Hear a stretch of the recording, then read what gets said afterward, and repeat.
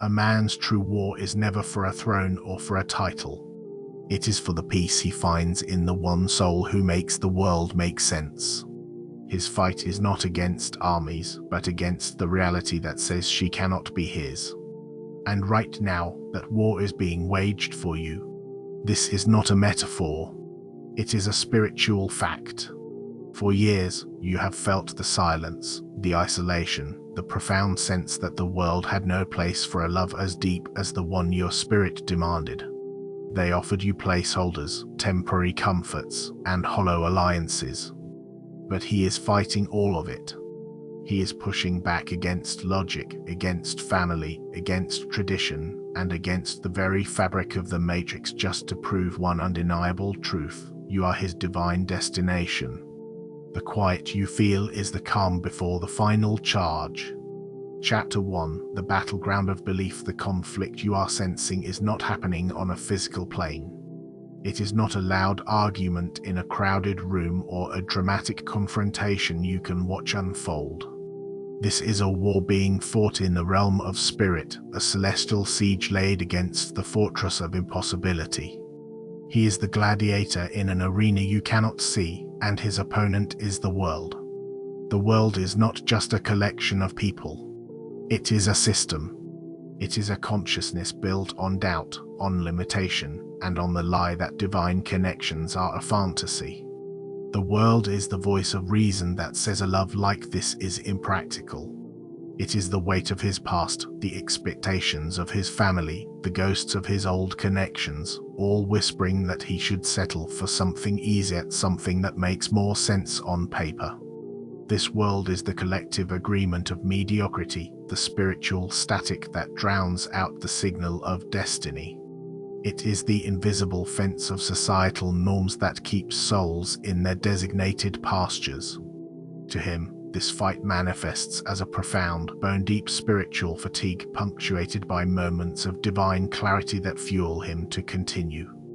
Every day, he wakes up and chooses to fight. He is not fighting with his fists, he is fighting with his focus. He is fighting with his refusal to be swayed by the constant, seductive whispers of the ordinary. Every time he rejects a lesser option, every time he dismisses a distraction that is sent to pull him off his path, it is a battle won in your name. You have to understand, the forces aligned against this union are ancient and powerful. They are the generational curses that say the men in his lineage are not meant for true love, that they are destined to repeat the patterns of abandonment or emotional unavailability. He is in a silent war with the ghosts of his own grandfathers. They are the societal programs that say a man of his stature must partner with a certain type of person for status or for gain, a strategic alliance rather than a sacred one. They are the spiritual contracts he unknowingly made in his past that are now rising up to claim their due. These are not just casual soul ties, these are binding energetic agreements, promises made in moments of weakness or ignorance that created very real chains to his spirit. This is not your cousin's ex trying to get you back. This is a spiritual entity with real receipts, a karmic creditor trying to collect on a debt from a lifetime you do not even remember. Think of it like a subscription service he signed up for lifetimes ago, and it is still auto-debiting his life force.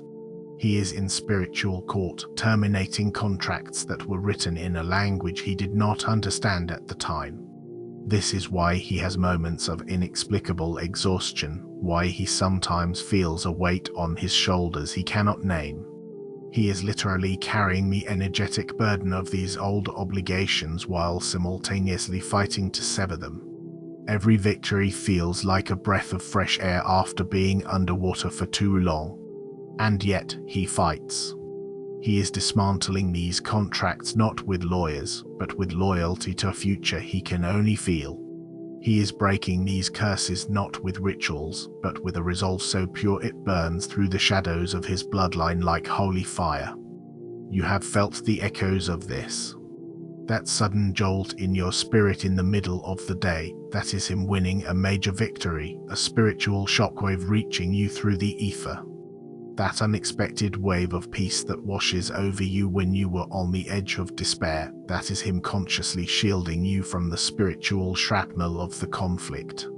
He is building a psychic wall around you from a distance. You may have experienced a sudden ringing in your ears followed by an inexplicable calm. That is the sound of a negative timeline collapsing, a possibility where you two do not unite, being erased from the code.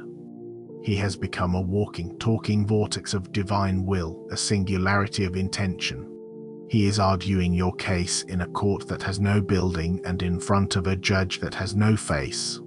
He is presenting the evidence of your soul, the undeniable proof that without you, his own destiny is incomplete, a masterpiece with a missing cornerstone. He is telling the universe, take the money, take the fame, take the accolades. She is the one non-negotiable term of my existence. This is the caliber of the fight being waged. It is not a fight for a relationship. It is a fight for reality itself, a fight to prove that you are not just his choice, but you are heaven's verdict. The ritualistic anchor this message is an activation. To formalize your alignment with this victory, there are assignments that are not optional. This is your part in the battle. First, like this transmission. This is not for vanity, it is to anchor the energy of this truth into your timeline, making it a fixed point in your reality. Second, subscribe to this channel. You are not just a follower, you are joining the collective. This connects your spirit to a grid of anointed ones who are all undergoing their own divine process. Third, comment with the divine code 77. This is your energetic signature, a signal to the universe that you have received this dispatch and you consent to the victory being won for you. Finally, put this on a loop. Let it play in the background. The words will bypass your conscious mind, which is full of fear and doubt, and directly recalibrate your subconscious spirit. This is how you saturate your reality with the frequency of your destiny. Do it now. Chapter 2. Your isolation was a training ground. You must recontextualize your past. The years of loneliness, the painful rejections, the feeling of being chronically misunderstood. This was not a punishment. It was a holy quarantine. It was your training. You were not being hidden because you were unworthy. You were being preserved because you were priceless. Think of it as a divine witness protection program. Your destiny was so valuable, so potent, that you had to be taken off the grid. You had to be made invisible to those who would drain your energy, compromise your frequency, or try to steal your anointing before it was fully mature. You were being protected from spiritual jealousy, from the well-meaning but misguided advice of others, and from energetic attachments that would have slowed your ascension. Every person who walked away, every connection that dissolved, every heart that could not match yours was not a failure on your part. It was a divine extraction, a spiritual special forces operation. The universe was removing operatives who were not cleared for the highest level of your destiny. They were placeholders, spiritual sparring partners sent to strengthen your discernment, to teach you the texture of misalignment so you would instantly recognize the frequency of the real thing. Some of these were not just placeholders, they were spiritual auditors sent to test your progress and see if you had truly healed. When you refused to engage in an old, toxic dynamic with them, you passed the audit. Think of it like this: you were being prepared to be the queen of a kingdom.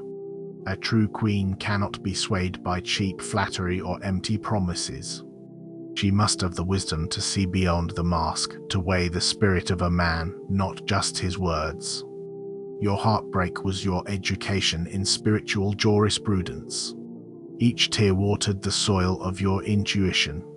Each betrayal sharpened your vision until you could see the difference between a man who wants to possess you and a man who is willing to go to war for you. You were not just waiting, you were being forged. The fire of your solitude burned away your need for validation. It taught you how to be your own source of comfort, your own sanctuary. This was a critical part of the plan. You had to learn that your throne was not a chair next to a man, but the seat of your own soul.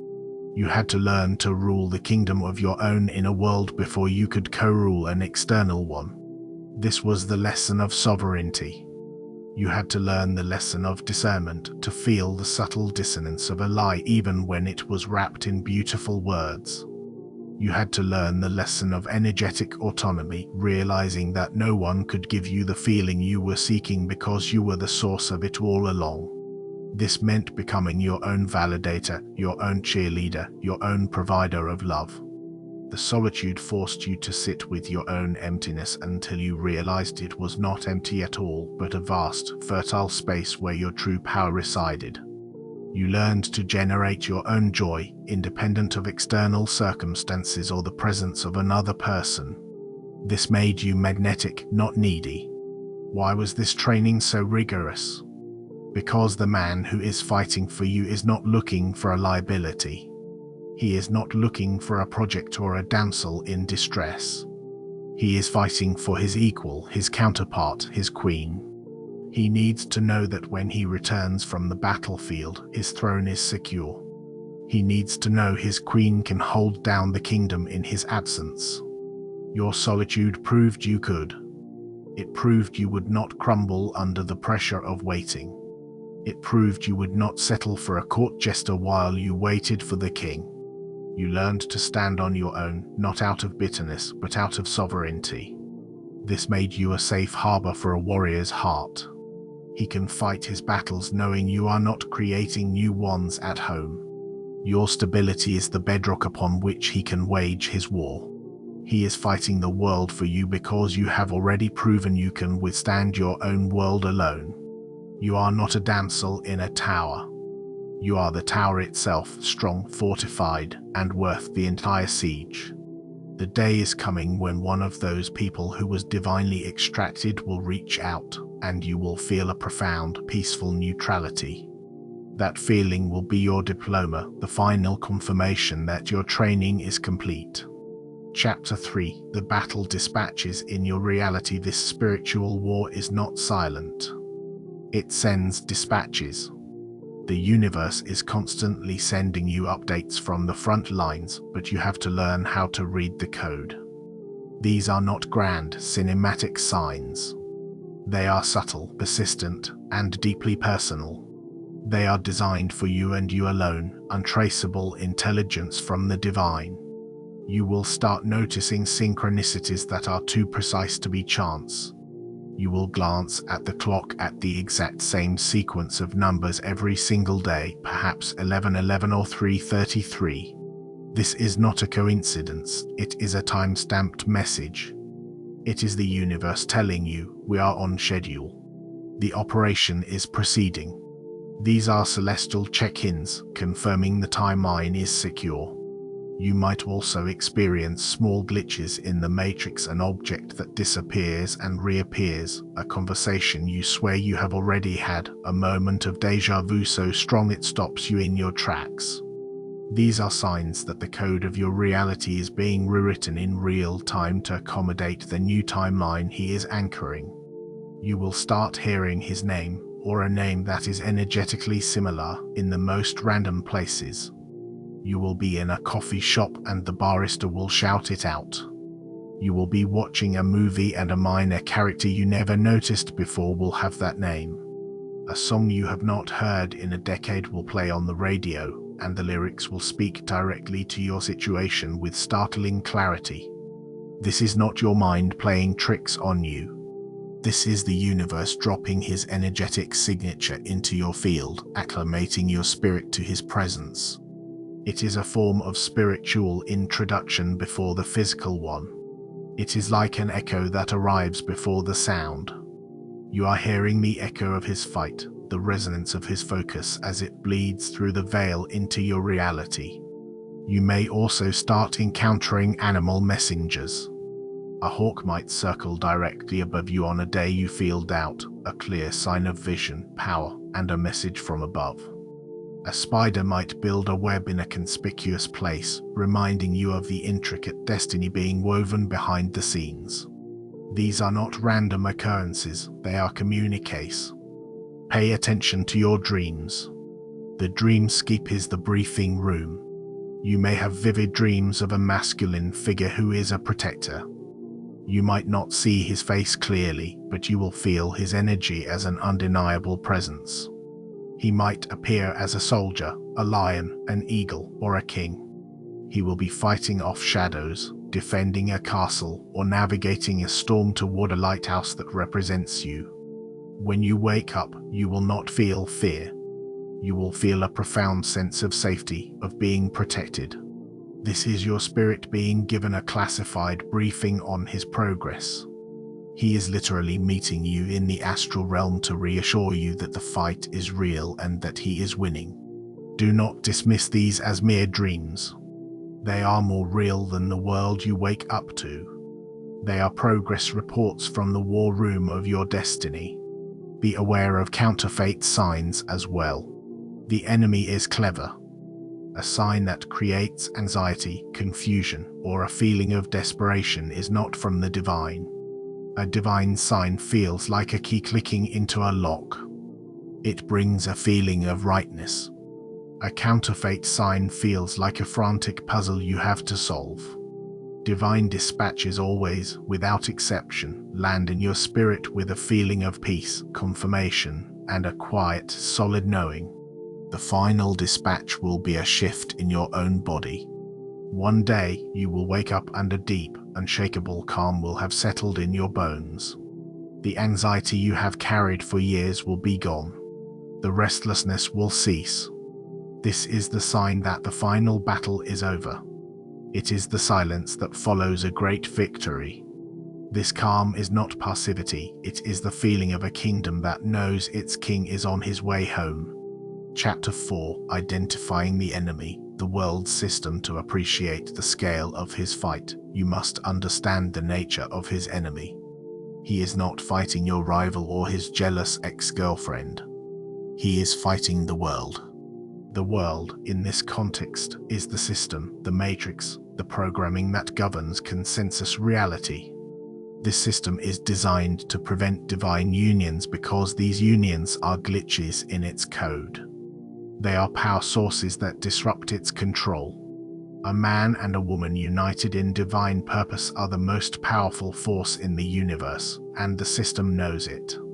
So it throws everything it has at preventing them. This is not a conscious conspiracy, it is an automated, self-preserving mechanism. First, he is fighting the system of superficiality.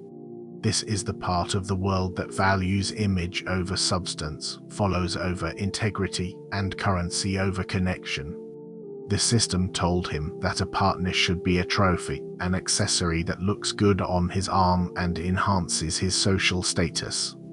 It presented him with options that were perfect on paper but spiritually hollow. He has had to endure the pressure from friends, family, and colleagues who look at his choices through the lens of the matrix.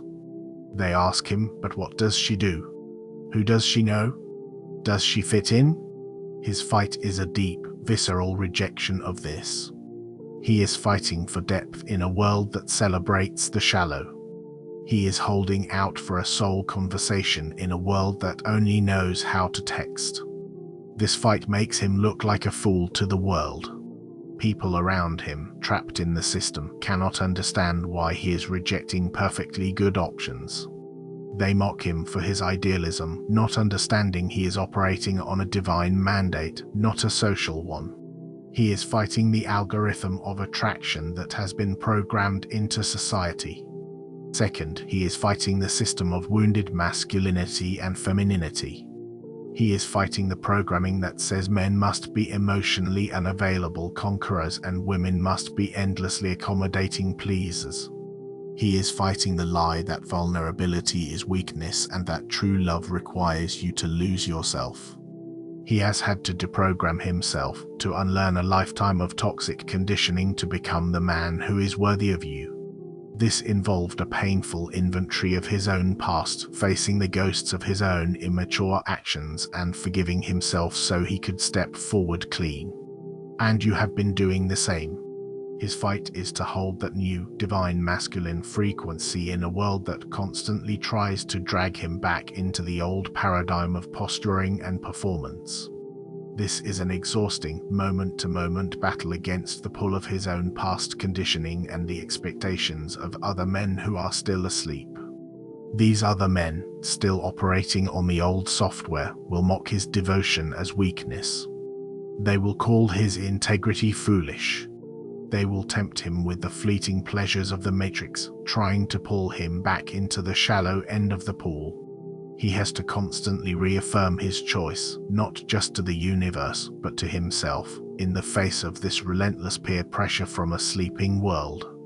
Finally, he is fighting the system of spiritual limitation. This is the religious and New Age dogma that puts conditions on God's will. The doctrines that say you must be perfect to be blessed, that you must suffer to be worthy, that a love this powerful is reserved for saints or mythical figures. He is battling the spiritual gatekeepers, both human and non-human, who profit from the belief that you are separate from your good.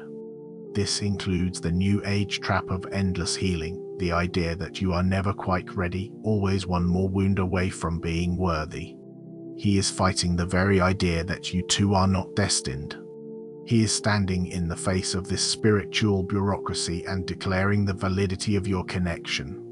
He is fighting against the spiritual law that says this should not be possible. This is not him just convincing his family you are the one. This is a spiritual litigation. He is presenting his case to the cosmos, and his love for you is the only evidence he needs. He is proving that divine love is not a reward for perfection, but a catalyst for evolution. Chapter 5. The counteroffensive and the tests. When a siege is successful, the enemy does not surrender quietly. It launches a desperate counteroffensive. As he gets closer to breaking through the world's defenses, the system will turn its attention to you. It cannot stop him directly because his will is aligned with the divine. So it will try to stop him by destabilizing you. You are about to face a series of tests designed to make you forfeit the prize right before you claim it. This is not a punishment. It is the final exam. You must pass it, or the victory will be delayed. The first wave of the counterattack will come from your past. Out of nowhere, ghosts will emerge from their graves. Ex-lovers and old flames you have not heard from in years will suddenly reappear. They will send a text message that reads like a perfectly crafted apology. They will slide into your DMs with nostalgic photos and promises of a changed heart. This is a calculated move by the enemy. These are not real opportunities for reconciliation. They are counterfeit options sent to tempt you with the familiar. The system knows your weakness is the memory of what was, the comfort of a known pain. It is offering you a predictable misery to distract you from an unpredictable miracle. You must see these apparitions for what they are: holograms, energetic decoys programmed to test your resolve. Acknowledge them, bless them, and keep your eyes on the horizon. Do not engage. Your silence is your power. The second wave will be an internal assault. A sudden, overwhelming flood of doubt and insecurity will wash over you. Your mind will become a weapon turned against you. It will replay every mistake you have ever made in excruciating detail. It will magnify your flaws until they feel like unforgivable sins. It will whisper that you are not good enough, not pretty enough, not successful enough, not worthy of this grand love story. It will scream lies like, "You've waited too long, you missed your chance," or "This kind of love doesn't happen to normal people like you." This is not your intuition speaking. This is a psychic attack. This is the enemy's propaganda machine broadcasting fear directly into your consciousness. The way you fight this is not by arguing with the thoughts, but by starving them of your attention. You must treat them like a radio station playing static and change the channel. You must anchor yourself in the truth you have received. Go back to the signs, the dreams, the dispatches. Cling to them like a life raft in a storm. This is a test of your faith not in him, but in yourself and in the divine promise. The third wave will be the test of the false dawn. A new person will enter your life who seems to be the perfect manifestation of everything you have wanted. They will say all the right things, do all the right things, and look the part. This is the most dangerous test. This is the system sending its most convincing agent. This person is a high-quality counterfeit designed to make you settle just before the real breakthrough. This is not a bad person, but an empty vessel for a tempting illusion. The only way to spot the deception is through your spirit. Your mind will be convinced, but your soul will feel a subtle, unexplainable check, a faint emptiness behind the perfect facade. When you are with them, you will feel a hollow echo where there should be a resonant hum. It will feel like looking at a perfect photograph of a feast instead of actually eating it. You must trust that feeling above all else. This is the final exam on your discernment. Passing it proves you are ready for the authentic union. The final wave will come from your inner circle. Well-meaning friends and family, acting as unknowing agents of the system, will begin to question your path with increased urgency. They will tell you to be realistic, to stop waiting, to settle down with someone normal. Their concern is a mask for the system's fear. They are broadcasting the frequency of the matrix, the logic of the limited world. They cannot see the war being waged, so they cannot understand the victory that is coming. You must love them, but you must not listen to them. Their voices are the sirens luring you toward the rocks of a common life. Your destiny requires you to sail past them, guided only by the compass of your own soul. Chapter 6: Your sovereign duty in the siege. You are not a passive spectator in this war. You have a critical sovereign duty, but it is not what you think. Your role is not to fight alongside him. That is his assignment. Your role is not to worry about him or to try and control the outcome. That is a distortion of faith and a waste of divine energy. Your supreme duty is to become the embodiment of the very thing he is fighting for. You must become the prize. You must become the kingdom. You must hold the frequency of peace and victory so that he has a signal to lock onto, a lighthouse to guide him home through the storm. Your primary assignment is radical self-investment. While he is out there dismantling external worlds, you must be in here, building your internal one. This is the time to pour every ounce of your energy into your own purpose, your own healing, your own joy. This is not about distracting yourself with hobbies. This is strategic spiritual construction. Start the business. Write the book. Heal the childhood wound. Get your body into the best shape of its life. This is not a distraction, it is your strategic contribution to the war effort. Every step you take toward your own wholeness strengthens him. Every time you choose joy over despair, you send a wave of powerful energy to the front lines.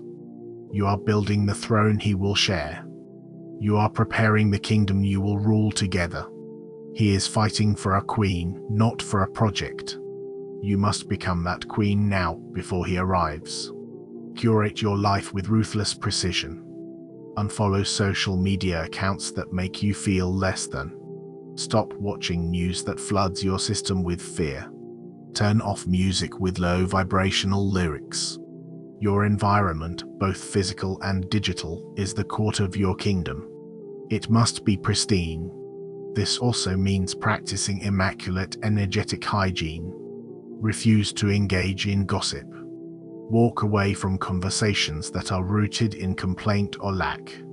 You are the guardian of your own frequency, and you must become militant about protecting it. Your secondary assignment is to master the art of stillness. The world will try to pull you into chaos. The counteroffensive will tempt you to react, to panic, to doubt. Your power lies in your refusal to participate in the drama. Your peace is your weapon. When you feel anxiety rising, you must learn to command it to be still. Meditate. Pray. Walk in nature. Do whatever it takes to return to your center. This centeredness creates a stable, energetic field, a safe zone. Imagine it as a column of unshakable light running through your core. He is navigating a turbulent spiritual reality, and your calm is his anchor. It is the one point of stability in his chaotic world. By holding your peace, you are quite literally holding the energetic space for his victory to manifest. Worry is a prayer for what you do not want. It is you using your divine creative power to build mock-ups of failure. Peace is a declaration of what is already done. It is a state of active, patient trust that sends a clear signal to the universe: I am ready. The kingdom is prepared. Finally, you must practice radical receiving. You have been conditioned to believe you must earn love, that you must prove your worth. That is the old world's programming. The truth of your destiny is that this love is your birthright. It is not something you have to chase or deserve. It is flowing to you by divine decree. Your job is to simply prepare to receive it. This means cleaning out your life to make space. Let go of old relationships, old habits, old beliefs that are not in alignment with the future you are stepping into. Clean your home with the intention of clearing space for his energy. Literally make room in your closet. Buy a new set of towels. These are not silly games, they are powerful acts of faith. They are physical declarations that you believe in what is coming. You are not waiting for a guest, you are preparing for the return of the king. You are acting as if it is already a done deal, which collapses the timeline and brings the manifestation into your reality faster. This also requires the surrender of your need to control the how and the when. Your sovereign duty is to hold the vision, not to micromanage the divine logistics.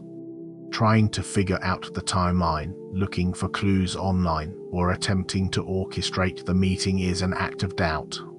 It signals to the universe that you do not trust the process. Your power is in your relaxed, unwavering faith. By focusing on your kingdom and trusting that your king is handling his part of the mission, you create the very vacuum of peace and readiness that will pull him in. Release the timeline. Release the details. Your only job is to be ready for the arrival. This surrender is the ultimate act of power. Chapter 7. The silence of the coronation. The end of this war will not come with a trumpet blast or a public announcement. It will arrive in a profound and sudden silence. One day, the noise will just stop. The psychic attacks will cease.